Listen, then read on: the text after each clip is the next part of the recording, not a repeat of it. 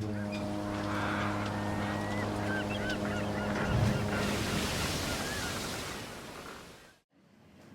that, I'm going to turn it over to Matthew Gabert from MIT in our Berkeley office, who has significant waterfront experience, currently doing a project in Alameda where sea level rise, and it's going to be this way obviously around the entire bay, but sea level rise is really creating some significant issues for them to be addressed as part of the program. So Matthew, if you want to expand on that a little bit more, otherwise we'll just go ahead and leap into your presentation and take notes as you go. Great. Well, thank you very much. It's a pleasure to be here tonight. A bit of background on me. I'm a Bay Area resident my whole life. Grew up in Berkeley. I've always enjoyed the Bay. I learned how to sail on the Bay, down at Berkeley Marina, and have a great affinity for outdoor spaces and the ability to access those. And fortunately, in my career, I've been able to build upon that. And a lot of the focus of my work has been doing Bay Trail projects, master planning for our marinas around the bay. And during the course of my experience, I've gained a great knowledge of what the BCDC requires, what they're interested in. As Laura mentioned, sea level rise is a significant factor now in the master planning of any type of waterfront development that we're working on. I've also done bay trails, harbors, worked on master plan for our houseboat community up in Richmond. So I'm very familiar with these issues and what you're experiencing and what your goals and aspirations might be. To begin, obviously this is our site. We thought it'd be helpful just to step back a bit, get up at 10,000 feet. That's the boundary of it. We're up over there. But we're going to show you a lot of aerials this evening. I want to have you familiar with that type of mode of presentation and also keep in mind the sense of scale of the space and how much area we have to work with. How much, here's the houseboat communities, Highway 101, correct me if I'm wrong, but the police station right there, and then the entertainment center right there. So what we did was based on and here are some of the key facts about it. Once again, all the different uses that are currently existing there. Oh, Matthew, sorry, I threw this slide in. No problem. And again, this is from our first meeting, and I know that we've got a lot of repeat people coming this evening. But for people who have not yet participated and attended a meeting, we are at the point in July and August where we are fact-finding and visioning. The goal is to complete the Inner Harbor specific plan by the fall of 2014 if we keep the schedule that is proposed. And so this shows you the flow of the process. We will, after this meeting tonight, we're going to be taking a break to do some background research to come back to you so that we can start thinking about the conditions that affect planning when we come back to you in October. So this is the schedule. Again, this will be posted on the website as well. Great, thank you.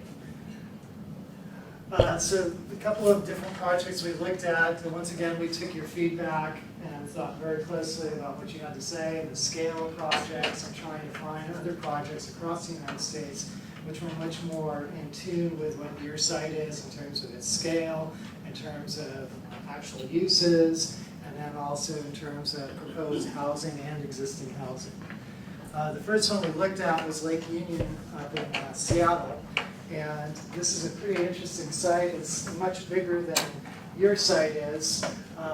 Some of the key features of it is obviously surrounded waterfront properties all the way along, former industrial uses all the way around the perimeter of this area, and right up here is a very famous park, and that's called Gasworks Park, and I'll show you some images of that soon.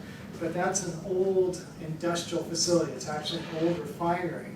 And it was a seminal piece of landscape architecture back in 1970 or so when Richard Haig decided, you know what, there is some aesthetic value to all this old machinery. What happens if we kind of rethink about it? And they just left all the pipes and everything there and just planted lawn around it. It's become this great icon in the community and a play area for children. Once again, some of the stats about it. The lake is 580 acres. It's right near downtown. Similar to your site, history of Native American indigenous occupation. Lumber mills, manufacturing, shipbuilding, and it has gone through a transformation, and now with all these types of uses like that.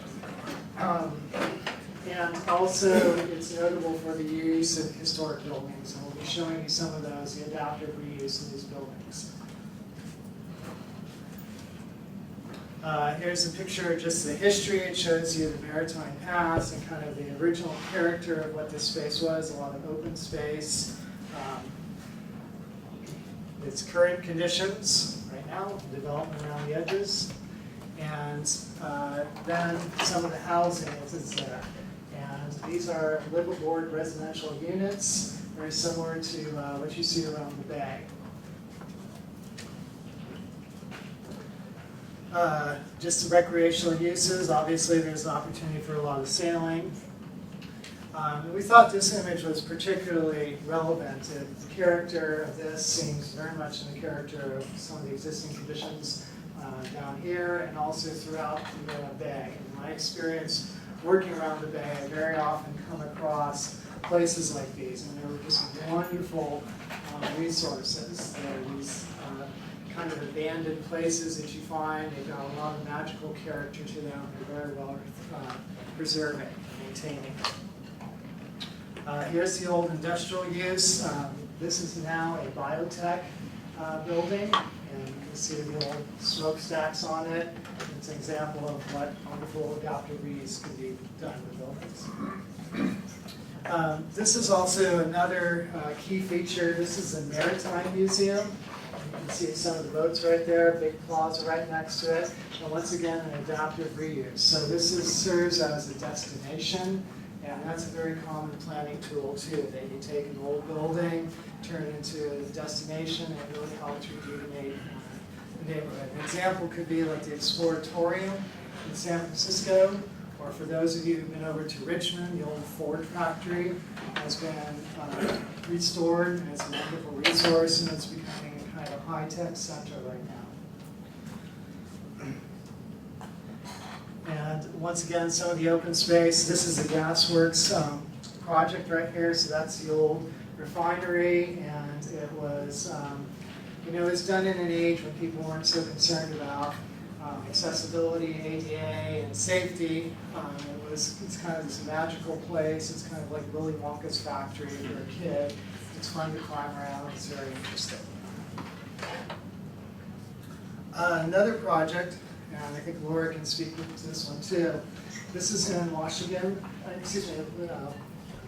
Wisconsin. Here's Lake Michigan. And once again, this is an old industrial site. And I'll show you some pictures of how that was, what it used to be there and how it was adapted. This is basically all master plan community right through here. There's hotels, there's housing right here, there's restored dunes along this edge, and then waterfront all along that edge. And this project is not built out either. There's still a lot of capacity on this project for infill. We'll see in the next. Once again, this 42-acre brownfield site, formerly used to store pool, salt fertilizer. It's partially built out, and it's got a very nice mix of uses. It's got marinas, riverfront promenades, and then they have some very unique and interesting architecture that tries to celebrate the maritime history of this area. Once again, here's a former site. This is where all the coal storage was, right up in there, some old industrial buildings. And then, I believe it's this right here. There's this enormous crane structure. It's kind of like what's up at Hunters Point that you can see from Highway 101. Unfortunately, it looks like they took it down, but it was massive and a very interesting structure. And I think now if people were to approach one of these projects, you would probably try to reserve that, and that might become kind of an icon of your project. Just like the water tank over here that the steamers used to use. That's a very interesting piece of architecture. It's unique. And this is a view of the site from across. This is it before it was cleaned up. You can see some of the oil tanks there. This was the master plan for it. Obviously not built out all the way yet. which shows housing all the way along the edges, docks right there, float liveaboard homes in through there, office, and then more infill housing projects right through there. And once again, an adaptive reuse of an existing industrial building. And a view from up above. This is some of the waterfront spaces. You can see the architecture there, how it's tried to create a historic character to it, how they took away the whole edges and created a major promenade. And then this is some of the waterfront edges. This particular project has access to Lake Michigan, so you have a nice deep water source immediately adjacent to it, so you can do that kind of shoreline treatment. And then here's the major hotel that they built in there. And in the foreground right here, you can see all the restored dunes, the original dunes. Lake Michigan used to be all the way around it, and especially down in Indiana, there's some of them still extant. But big, huge dunes, and they built a boardwalk through there. So it's an example of restoration, which you can do in a new project. Next one is just down by Laura. This is down Dana Point, California. This is a pretty interesting project. Huge, very big marina right through here. Housing up above through there. And then one of the key features of this, it also has a destination use. It's a marine center down there. And once again, it's an adaptive reuse, an existing building. 280 acres. Our site is approximately 100 acres, so this is double what we have to work with right now. There is still a very active marine industry there, and once again, it's the site of the Orange County Ocean Institute. I'm showing you some pictures of that building. Aerial, this is what it looked like originally back in the 70s. Some of the old industrial uses. These are fascinating. I worked on a project over in Alameda, and we had to design the whole Bay Trail so that you could bring these in and out of the boat storage shed, cross the Bay Trail, and then put those back down. Another view of the harbor. And then this is the Ocean Institute. And once again, a destination use that brings people in from throughout the region, and it also has a very strong environmental focus. So that's another idea of what might occur through here. And then you can see, this is something else that I've done on several projects, is the integration of marine artifacts throughout the site. It's just kind of a fun thing to do. It's interesting. You get a sense of the scale of marine operations. Kids love it. It's playful. It helps create a place. And then the last example is, this is up in Oregon, and I think this one is very similar in terms of scale and character to your site. Once again, it's along the river through there. There's marina uses, there's housing, there's office uses, and it's an adaptive reuse once again. So this is 73 acres, we're at 100 acres. There's 700 residential units, there's commercial, retail, hotel, and then a lot of public open space and recreation. And that's another key factor between all these different projects. They all have varying amounts of open space. This is the built condition. Housing is right there, and then the big towers are off the site further up the hill. But this is all the infill housing that was built afterwards. Public promenades, open space, views back to downtown. Marina again, views back to downtown.